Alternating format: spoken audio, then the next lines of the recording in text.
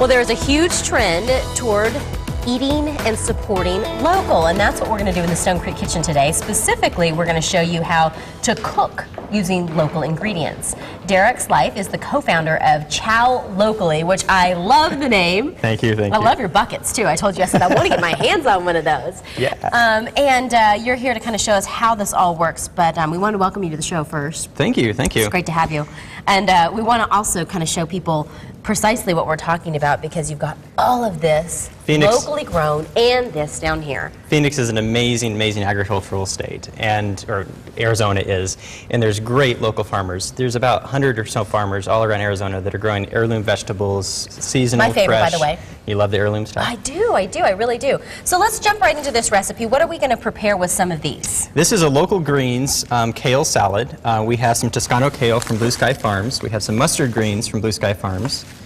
We have some really awesome spring garlic from Maya's farm, which is kind of, it's not developed into a full bulb, so it's like a baby garlic. So how do you prepare it? The same way? We're going to do it. Do you want to start with it? Absolutely. Oh, I see a little parm down there. And a Parmesan and then some tangelos, which is kind of like a tangerine pomelo cross. I've always said tangelo. It's tangelo. Who knew? Maybe I'm wrong. Or it could be tomato.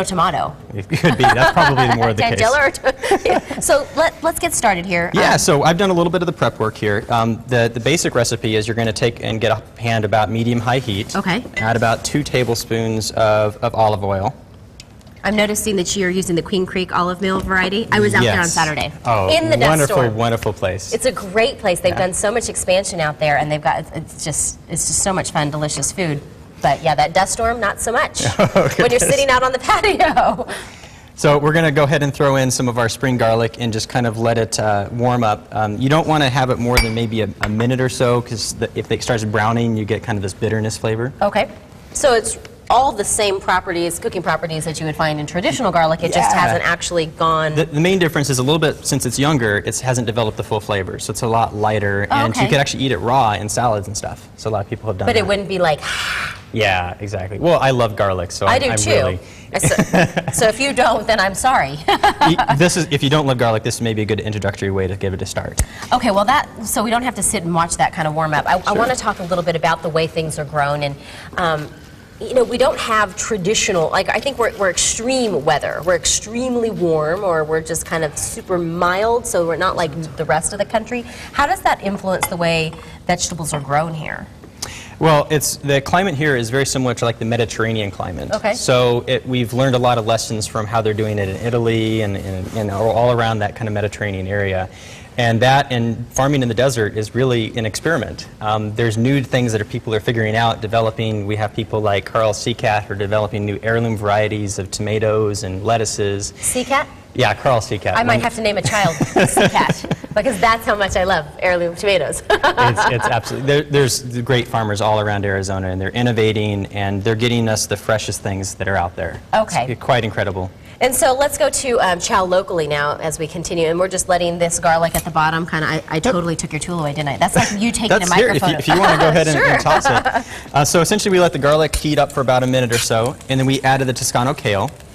And we're just going to kind of toss it around. Slightly wilt it? Yeah, exactly. We don't want to fully cook it down. We're just going to wilt it for maybe a minute or 2.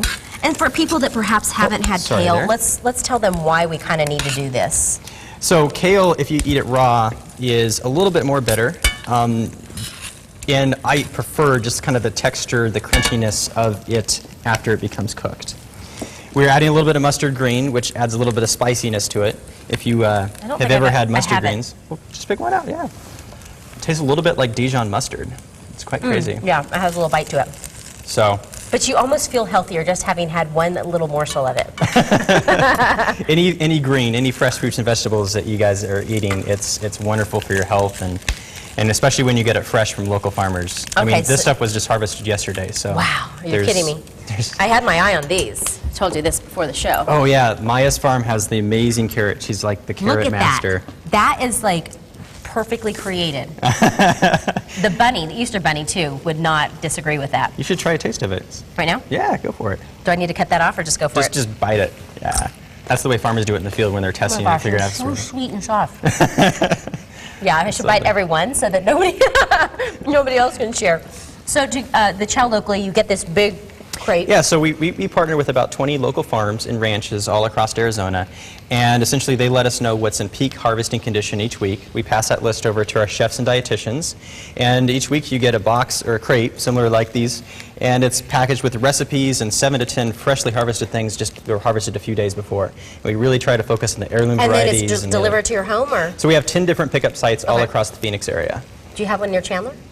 Yes, down in downtown Chandler, there's a co-working facility called Gangplank that we Okay. have partnered with there. All right, That's actually where Gangplank is- we started as a company. Well, I'm going to let you continue to kind of fast forward through this. We're going to catch up with actually one of your colleagues in just a little bit. Sounds and good. Then we'll show how this all comes together and pair it with some locally raised beef. That's the best That's thing. delish. Salad and beef. Grass-fed. We're going to be in heaven. All right, thank you. Thanks a lot.